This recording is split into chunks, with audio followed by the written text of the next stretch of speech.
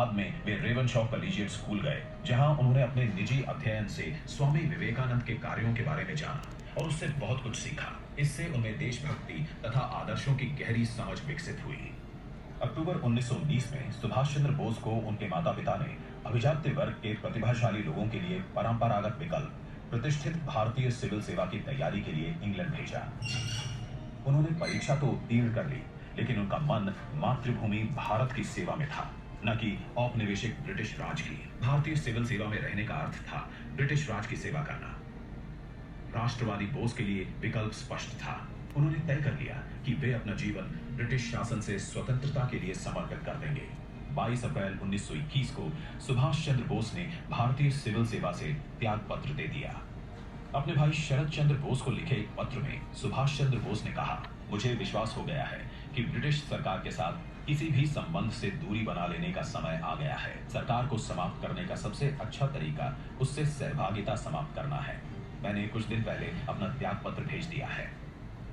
श्री सुभाष चंद्र बोस 16 जुलाई 1921 को भारत लौटे और उन्होंने उसी दोपहर बंबई में महात्मा गांधी से भेंट की। गांधी जी ने उन्हें कलकत्ता में देशबंधु चित्तरंजन दास के नेतृत्व में भारतीय राष्ट्रीय कांग्रेस के लिए काम करने की सलाह दी।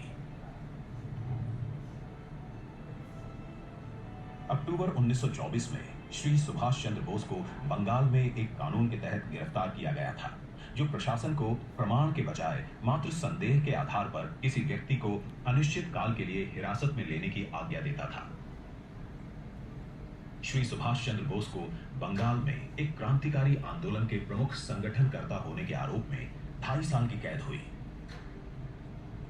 1928 में सुभाष चंद्र बोस भारतीय राष्ट्रीय कांग्रेस के महासचिव नियुक्त किए गए।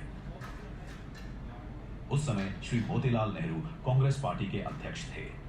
उस समय की सबसे महत्वपूर्ण बहस ये थी कि क्या कांग्रेस को पूर्ण स्वतंत्रता की मांग करनी चाहिए अथवा ब्रिटिश साम्राज्य का अधिराज्य बनकर संतुष्ट हो जाना चाहिए। सुभाष चंद्र बोस पूर्ण स्वतंत्रता चाहते थे। कलकत्ता में 1928 के कांग्रेस अधिवेशन में गांधी जी ने दिसंबर 1929 तक भारत को औपनिवेशिक स्वराज्य बनाने की मांग का एक प्रस्ताव पेश किया।